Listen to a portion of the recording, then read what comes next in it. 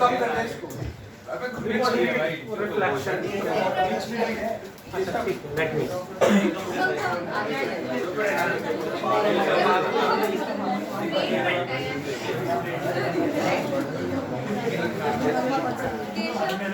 हाँ जी, मैं बताता हूँ। थोड़ा सा सर जो भी आए उनकी प्रॉब्लम समझे, है ना? यार मैं भी तो 1 घंटे से बैठा हूँ ना बस करवा के। देखा कितना पेशेंस है कनाडा जाने के लिए। अच्छा देखो जरा the points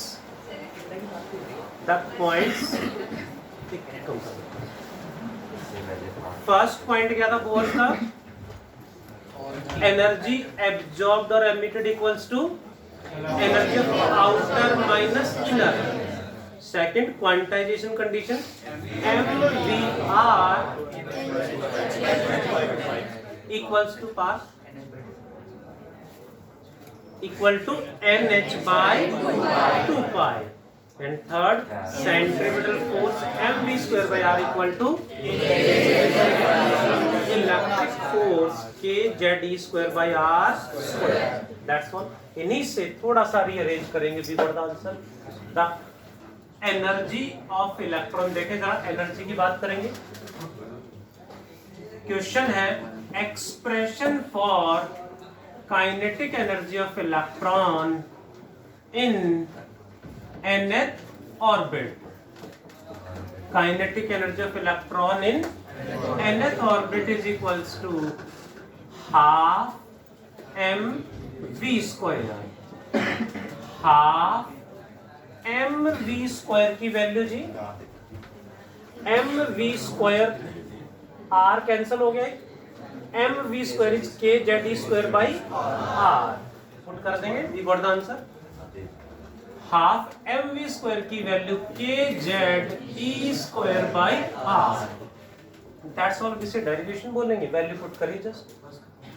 next is electric potential energy. Electric potential energy represented by capital U of electron in nth orbit. Potential energy को capital U से represent करेंगे. How much it is? K Q1 Q2 by R. K Q1 is charge on nucleus Ze. Q2 is charge on electron minus ही आएगा। Coulomb's law में magnitude लेते हैं Q1 Q2 का, but potential energy में, potential में, scalar quantities में sign भी हमें कंसीडर करना पड़ता है। पढ़ चुके हैं पहले। So it becomes minus kZe square by r। What about total energy? total energy of electron in nth orbit, दोनों को ऐड कर देंगे। Kinetic plus potential energy add करेंगे तो kZe स्क्वायर बाई r। दोनों में कॉमन आ रहा है, दोनों में कॉमन आ गया। यहाँ क्या बचा? हाफ, और यहाँ पे -1। Half -1 is -half. So total energy of electron in nth orbit is minus kZe square by 2r, which can be further written as negative of kinetic energy. यानी काइनेटिक एनर्जी के आगे माइनस साइन लगा दे तो वही है। And it is also equal to potential energy का half. ये टोटल काइनेटिक एंड पोटेंशियल का रिलेशन आपस में जो ध्यान रखना है इम्पोर्टेंट है। ध्यान दें, total energy of electron in nth orbit is please minus kZe square by radius of electron in nth orbit. हमने अभी डेराइव किया था, क्या था? n square by z into 0.5 53 angstrom को मीटर में कन्वर्ट कर लें by putting the value of K and E and by solving Z ऊपर जाएगा Z square by N square into 13.6 electron volt. This is the energy of electron in any orbit in an atom. कोई भी atom हो सकता है. Bohr ने किसकी बात करी? Hydrogen. For hydrogen atom atomic number Z कितना होगा? 1. For first orbit N equal to 1. First orbit में एनर्जी माइनस 13.6 इलेक्ट्रॉन. एक पॉइंट यहाँ बताना चाहूंगा, total energy and potential energy कभी भी नेगेटिव आ जाए मींस वहां पे जो फोर्सेस अवेलेबल हैं they are attractive. Repulsive force जहां होंगे वहां total energy and potential energy positive आएंगी. काइनेटिक एनर्जी हमेशा पॉजिटिव रहती है, but potential and total are negative and attractive and repulsive in positive energy. Second orbit में energy will become minus 13.6 divided by 2 का square 4 कितना आएगा? minus 3.4 electron volt. Third orbit में 13.6 by 9 कितना बनेगा? 1.5 1 इलेक्ट्रॉन वोल्ट. फोर्थ ऑर्बिट में minus 13.6 divided by तो minus 0.85. वो 16 का टेबल नहीं आता होगा इसलिए कुछ बच्चे 7 बोल रहे थे. 16 8 128 तो बनेगा minus 0.85 electron volt. Fifth orbit में माइनस 13.6 बाय 5 का स्क्वायर 25 कितना? 0.54 इलेक्ट्रॉन वोल्ट. फर्स्ट 5 ऑर्बिट्स की एनर्जी हार्दिक जी हाँ क्लास के भीतर हो ना, बट ध्यान यहाँ नहीं है सर, ध्यान क्लास के भीतर नहीं है. देखें जरा प्लीज, नहीं हो? यहाँ हूँ. Okay sir. फर्स्ट 5 ऑर्बिट्स की एनर्जी हमें याद रहेंगी तो न्यूमेरिकल बहुत जल्दी सोल्व कर पाएंगे. या this divided by 1 for first by 4 for second, इस तरह से हमें फटाफट कैलकुलेट करने आने चाहिए. इससे हमारे न्यूमेरिकल्स बहुत जल्दी बनेंगे. इन्हीं पे बेस्ड न्यूमेरिकल है, सारे न्यूमेरिकल इस पे बेस्ड है, मोस्ट ऑफ देम. देखें जरा कैसे. इसी को कहा जाता है, please listen, Bohr's spectral series. बस पैकअप करेंगे. लास्ट है Bohr spectral series of hydrogen atom. क्या है जी, देखते हैं. If electron jumps from outer orbit N2 to inner orbit N1 तो एनर्जी एब्जॉर्ब करेगा, एमिट करेगा? Energy emitted in form of radiation. Energy radiation की फॉर्म में एब्जॉर्ब या एमिट होगी in the form of radiations is given bye.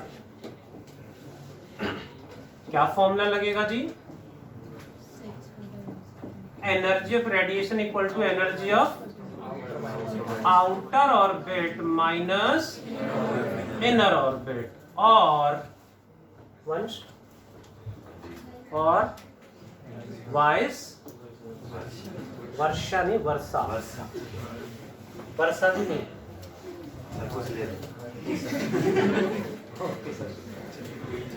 Energy किस form में जाएगी? रेडिएशन की फॉर्म में. रेडिएशन की एनर्जी h न्यू और h c by lambda. Energy of outer orbit minus 13.6 by N2 का स्क्वायर, Z तो 1 हो गया, हाइड्रोजन की बात हुई थी ना, हाइड्रोजन के लिए Z 1 होगा, माइनस या प्लस, माइनस ये वाला, और इनर ऑर्बिट की एनर्जी माइनस 13.6 बाई N1 का square,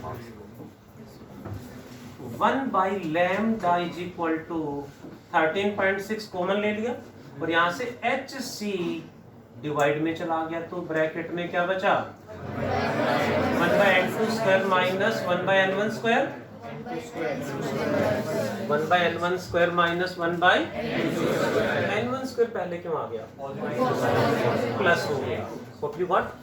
This is known as Rydberg's constant represented by R, and 1 by lambda को बोलेंगे वेव नंबर, वेव नंबर कह देते हैं, equal to R into 1 by N1 का स्क्वायर माइनस 1 बाई N2 का square, ये है wave number. And R Rydberg constant is 13.6 by HC। Hydrogen की कोई दूसरा एटम हो तो यहाँ Z स्क्वायर भी आ जाता है साथ में, यहाँ पे फॉर्मूले में Z स्क्वायर आ जाता है दोनों में।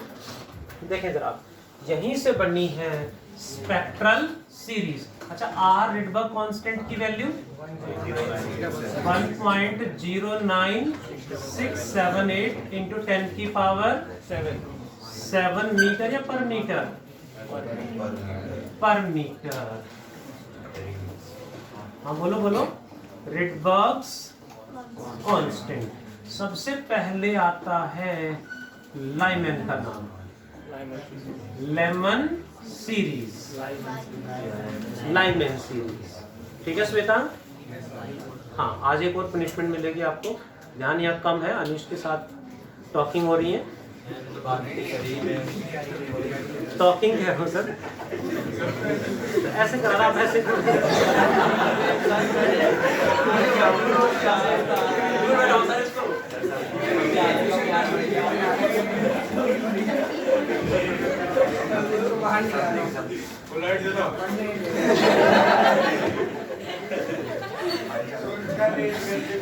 अच्छा देखो जरा,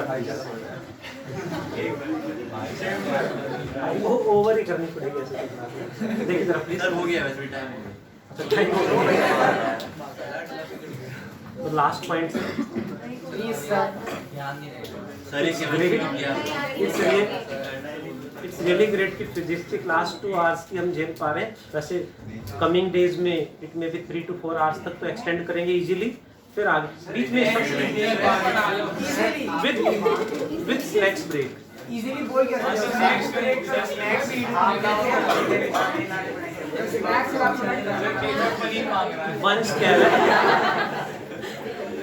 वंस कह रहा sir, vice versa.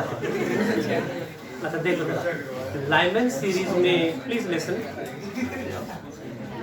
Lyman series में इलेक्ट्रॉन कहां से जंप करेगा, any outer orbit to inner orbit, यानी प्लीज ध्यान दें, फर्स्ट ही समझाना, सारे समझ में आ जाएंगे। Inner orbit is n1 is 1, ध्यान दें, and outer orbit is 2 3 4 5 and so on up to infinity तक ऑर्बिट्स को एक्सेप्ट करा गया कि इंफिनिटी तक ऑर्बिट्स आर पॉसिबल।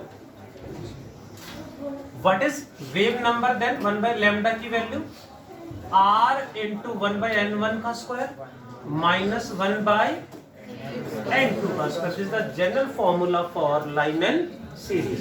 ध्यान दें, यहाँ से बोर्ड एग्जाम में क्वेश्चन क्या आया, नीट में भी same question, if electron jumps from nearest orbit कौन सी है, सेकंड से फर्स्ट में आ रहा है, नियरेस्ट ऑर्बिट से आ रहा है, तो वेव नंबर कितना होगा, r इंटू ये 1/4, 1 माइनस 1/4 3/4, एंड लैम्डा कितना बनेगा, इसका रेसिप्रोकल 3/4। ध्यान दें, दिस इज द मैक्सिमम और minimum?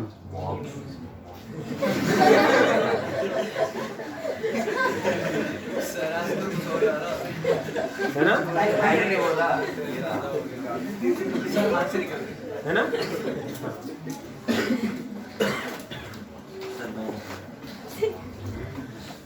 This is the maximum possible wavelength in Lyman series. ऐसे क्वेश्चन आएगा, मैक्सिमम पॉसिबल वेवलेंथ इन लाइमन सीरीज, इससे ज्यादा वेवलेंथ लाइमन सीरीज में हो ही नहीं सकती. How will you find out minimum possible wavelength? When electron jumps from infinity, last orbit से आएगा तो 1 बाय लैम्डा क्या बनेगा? ये तो 1 बाय इन्फिनिटी 0 हो गया, तो लैम्डा बन जाएगा 1 by R. This is minimum possible wavelength in Lyman series. यानी what is the range of wavelength in Lyman series? 1 by r to 4 by 3. ये क्वेश्चन आ रहे हैं. वन मोर पॉइंट, यहाँ पे लैंग्वेज क्या यूज होती है, तो लैंग्वेज हमें आता होगा, लैंग्वेज में उलझेंगे. What is first member of Lyman series? First member का मतलब है 2 to 1. 2 से 1 में इलेक्ट्रॉन आएगा तो जो भी रेडिएशन एमिट होगी that is first member, that is first transition of Lyman series. और मैक्सिमम वेव लिमिट वर्ड भी यूज करा है नीट में भी, जेडब्ल्यू में भी, बोर्ड एग्जाम में भी. मैक्सिमम वेव लिमिट का मतलब मैक्सिमम वेवलेंथ कब होगा? जब इलेक्ट्रॉन नियरेस्ट ऑर्बिट से आएगा. What is second member of Lyman series? 3 to 1. What is 10th member of Lyman series? 11 to 1. Member transition एक ही बात है. एंड मिनिमम वेव लिमिट यानी मिनिमम वेवलेंथ कब होगी? जब इलेक्ट्रॉन लास्ट ऑर्बिट से आएगा. इसी तरह से ध्यान दें, इट बोले तो Lyman series belongs to UV region, यानी इसमें जो रेडिएशंस एमिट होंगी they are ultraviolet radiations. They are ultraviolet radiations. Second मैंने नहीं बतानी, सिर्फ नाम बताना है. बाल्मर सीरीज में ध्यान दे please. Shwetank, inner orbit is, Shwetank की आवाज नहीं आई, 2 and outer orbit 3, 4, 5 and so on up to infinity. Wavelength minimum कब होगी? जब इलेक्ट्रॉन आउटर इनफाइनाइट ऑर्बिट से आएगा एंड नियरेस्ट ऑर्बिट से आएगा तो वेवलेंथ मैक्सिमम होगा. It belongs to white light visible region. सारे फॉर्मूले Vansh ji, all values we have to calculate for Balmer series. Next is Paschen series. Next is Pfund series, bracket series. Next one is Pfund series, and last one is हम सब free होने वाले, हम free series. इसको कई बार circular orbit में show कर देते, कई बार स्ट्रेट लाइन में. कैसे जी? सेंटर पे है इलेक्ट्रॉन या न्यूक्लियस? ये first orbit, second, third, fourth, fifth, sixth, n equal to 1, 2, 3, 4, 5, 6 and so on up to infinity.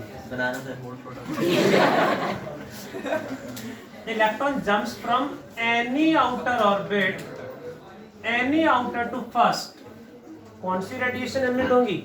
Ultraviolet rays, and it is known as Lyman series. If electron jumps from any outer to second, Balmer series. If electron jumps from any outer to third orbit, Paschen series. If comes from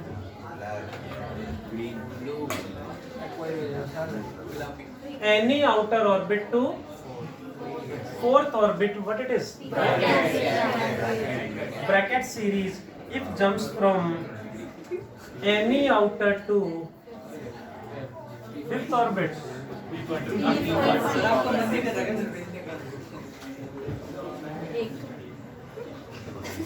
कौन सा रह गया? हम free रह गया. If jumps from any outer orbit to sixth orbit, sixth आएगा यहाँ पे, second, third, fourth, fifth, sixth orbit में जाएगा तो हम्फ्री सीरीज हो जाएगी. और इस तरह से हम सब फ्री होने वाले हैं. लास्ट पॉइंट नहीं बचा अभी.